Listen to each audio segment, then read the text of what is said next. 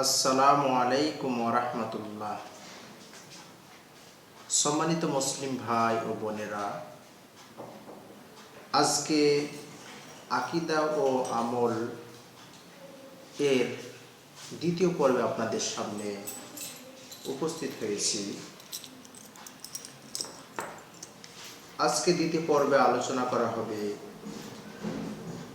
সহিহ আকীদা কি দিন ইসলামের শিকড় বা মূল ভিত্তি। এ বিষয়ে আমি সংক্ষিপ্তভাবে আলোচনা আপনাদের সামনে করব ইনশাআল্লাহ।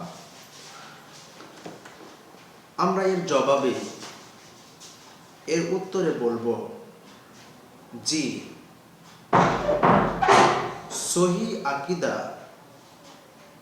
বিশুদ্ধ বিশ্বাস, এটি হচ্ছে দিন ইসলামের মৌলিক ভিত্তি। দিন ইসলামের যতগুলো নির্দেশ আল্লাহ সুবহানাহু ওয়া তাআলা এবং তার রাসূলের পক্ষ থেকে এসেছে এবং যতগুলো নিষেধাজ্ঞা আল্লাহ সুবহানাহু ওয়া তাআলার পক্ষ থেকে এবং তার রাসূল সাল্লাল্লাহু আলাইহি সাল্লামের পক্ষ থেকে এসেছে, সবগুলি এই সহিহ আকীদার উপরে নির্ভর করে। যদি আপনার আকীদা ও বিশ্বাস সহিহ না হয়, স্বচ্ছ না হয়, তাহলে আল্লাহ সুবহানাহু ওয়া তাআলার নিকটে আপনার কোনো আমল কবুল হবে না। তাই প্রথমত আমাদেরকে আকীদা এবং বিশ্বাসের ক্ষেত্রে সহিহ হতে হবে। আমাদের আকীদা এবং বিশ্বাস সঠিক হতে হবে, শুদ্ধ হতে হবে। যদি আকীদা এবং বিশ্বাস শুদ্ধ না হয়, তাহলে আপনার ইবাদতের ঘাটতি আসবে, ইবাদত আল্লাহ সুবহানাহু ওয়া তাআলার নিকটে কবুল হবে না। পক্ষান্তরে যদি আপনার আপনি আপনার আকীদা এবং বিশ্বাস শুদ্ধ হয়, সঠিক হয়, যদি আপনি সহিহ আকীদা পোষণ করতে পারেন, তাহলে যে কোনো আমল আল্লাহ সুবহানাহু ওয়া তাআলার নিকটে আপনার গ্রহণযোগ্য হবে ইনশাআল্লাহ। তাই আমরা একটা প্রশ্ন ছুড়ে দিয়েছিলাম বক্তব্যের শুরুতে, সেটি হচ্ছে সহিহ আকীদা কি দিন ইসলামের মূল ভিত্তি। এই বিষয়ে আমরা জানার চেষ্টা করব বিশিষ্ট ওলামায়ে দ্বীনের কাছ থেকে। বিশিষ্ট ওলামায়ে দ্বীনের সব থেকে বড় আলেমে দ্বীন, তিনি হচ্ছেন শেখ আব্দুল আজিজ আব্দুল্লাহ বিন বাজ রাহিমাহুল্লাহ। তিনি তার একটা লিখিত গ্রন্থ আকীদা আত-তাওহীদ, যেটা সালিহ ইবনে ফাওজান রাহিমাহুল্লাহ লিখেছেন, তিনি তার গ্রন্থে বিশিষ্ট আলেমে দ্বীন এবং উঁচু মানের আলেম শেখ আব্দুল আজিজ ইবনে আব্দুল্লাহ বিন বাজ রাহিমাহুল্লাহ একটা সুন্দর উক্তি তিনি সেখানে নিয়ে এসেছেন। সেই উক্তিটি হচ্ছে, তিনি বলছেন যে আব্দুল্লাহ বিন বাজ রাহিমাহুল্লাহ কঠিন হুঁশিয়ারি হচ্ছে যে আল আকীদাতুস সহিহা, সঠিক আকীদা হচ্ছে হিয়া আসলু দীনুল ইসলাম, যে দিনে ইসলামের মূল ভিত্তি। আব্দুল্লাহ বিন বাজ রাহিমাহুল্লাহ তিনি বলছেন যে সহি আকীদা হচ্ছে দ্বীন ইসলামের মূল ভিত্তি। আর তিনি একথাও বলছেন যে ওয়া আসাসুল মিল্লাতে, আর মুসলিম মিল্লাতের সুদৃঢ় ভিত্তি। দ্বীনে ইসলামের মূল ভিত্তি হচ্ছে আকীদা এবং মুসলিম মিল্লাতের সুদৃঢ় ভিত্তি হচ্ছে এই সহি আকীদা। তাহলে সহি আকীদা ছাড়া, বিশুদ্ধ আকীদা ছাড়া আপনার আমল কবুল হবে না। কারণ কোরআন সহিহ সুন্নাহর যতগুলো নির্দেশ রয়েছে, যতগুলি আমল রয়েছে, সব আমলগুলি আপনার গ্রহণ হওয়ার, আল্লাহ সুবহানাহু ওয়া তাআলার নিকটে গ্রহণীয় হওয়ার মূল পয়েন্ট হচ্ছে আকীদা এবং বিশ্বাস সঠিক হওয়া। যদি আপনার আকীদা এবং বিশ্বাস সঠিক না হয়, তাহলে আল্লাহ সুবহানাহু ওয়া তাআলার নিকটে আপনার আমল পরিগৃহীত হবে না।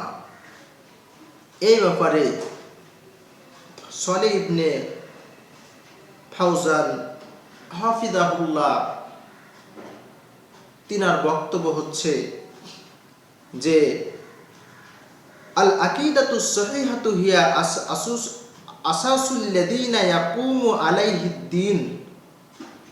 তিনি বলছেন সহি আকীদা এমন একটা বিশ্বাস, এমন একটা জিনিস যার উপরে দ্বীনের সকল বিষয় নির্ভর করে। দ্বীনের যতগুলো মৌলিক বিষয় রয়েছে, খুঁটিনাটি বিষয় রয়েছে, সকল মৌলিক এবং খুঁটিনাটি বিষয়গুলি আপনার সহি আকীদার উপরে, সঠিক বিশ্বাসের উপরে নির্ভর করে। এরপরে তিনি বলছেন যে ওয়া তাসিহু মাআহুল আমাল, এই সহি আকীদার উপরে সকল আমল নির্ভর করে। গ্রহণের ক্ষেত্রে আল্লাহ সুবহানাহু ওয়া তাআলার নিকটে যে আমল গ্রহণযোগ্য হবে বা আমল গ্রহণযোগ্য করে আমরা তুলব বা আমাদের আমলটা গ্রহণ হবে, এটা নির্ভর করবে সহি আকীদার উপরে। সালেহ আল ফাওজান রাহিমাহুল্লাহ তিনি বলছেন,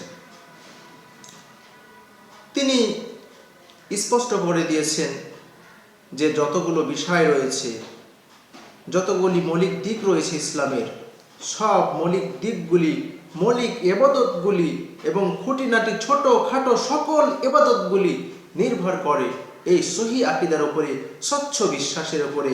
এটা হলো সালেহ আল ফাওজান হাফিজাহুল্লাহর বক্তব্য। তাহলে বিশিষ্ট ওলামায়ে দ্বীন থেকে আমরা যেটা জানতে পারি সেটা হচ্ছে যে দ্বীনে ইসলামের মূল ভিত হচ্ছে, মুসলিম মিল্লাতের মূল ভিত হচ্ছে আকীদা স্বচ্ছ করা। আর যখন আকীদা স্বচ্ছ হবে, তখন আপনার ইবাদত অটোমেটিক আল্লাহ সুবহানাহু ওয়া তাআলার নিকটে কবুল হবে ইনশাআল্লাহ। এ ব্যাপারে আল্লাহ সুবহানাহু ওয়া তাআলার স্পষ্ট নির্দেশ যে আকীদার মধ্যে যদি আপনার স্বচ্ছতা না থাকে, তাহলে আপনার ইবাদত কবুল হবে না। এ ব্যাপারে আল্লাহ সুবহানাহু ওয়া তাআলা সূরাতুল কাহাফ 110 নম্বর আয়াতে বলছেন, ফামান কানা ইয়ারজু লিকাআ রাব্বিহি ফালইআমাল আমালান সালিহান। আল্লাহ সুবহানাহু ওয়া তাআলা বলছেন যে যে ব্যক্তি তার প্রতিপালকের সাক্ষাৎ কামনা করে সে যেন সৎ কর্ম করে। এরপরে আল্লাহ সুবহানাহু ওয়া তাআলা সৎ কর্ম করতে বললেন যে যারা পরকালে বিশ্বাসী, যারা পরকালে আমার সাক্ষাতে বিশ্বাসী, যে এই জীবনের পরে আবার আরেকটি জীবন রয়েছে, সেখানে আমাকে হিসাব, আমার এই পৃথিবীর শুরু লগ্ন থেকে নিয়ে মৃত্যু পর্যন্ত যা করেছি সব হিসাব বুঝাইয়া দিতে হবে আল্লাহ সুবহানাহু ওয়া তাআলাকে, আমাদের সৃষ্টিকর্তাকে বুঝাইয়া দিতে হবে। এই যে বুঝাইয়া দিতে হবে, এই বিষয়ে যারা বিশ্বাসী তারা যেন ভালো আমল করে, সুন্দর আমল করে। কোরআন এবং সহিহ সুন্নাতে যেভাবে আমল করার নির্দেশ দেওয়া হয়েছে, যে আমলগুলি করতে বলা হয়েছে, সেই আমলগুলি যেন করে এবং কোরআন সহিহ সুন্নাহর ভিত্তিতে করে। কিন্তু আল্লাহ সুবহানাহু ওয়া তাআলা এখানে কঠিনভাবে একটি হাত রাখলেন। হাত রেখে বলছেন পরের অংশে আয়াতে আল্লাহ বলছেন, ওয়ালা ইউশরিক বি ইবাদাতি রাব্বিহি আহাদা। আল্লাহ বলছেন তোমরা ইবাদত সুন্দর করবে, ভালো ইবাদত করবে, কিন্তু তোমরা ইবাদতের ক্ষেত্রে আল্লাহ সুবহানাহু ওয়া তাআলার সাথে অংশীদারি স্থাপন করিও না। আপনি ভালো আমল করছেন, এটা নিজেকে প্রমাণ করছেন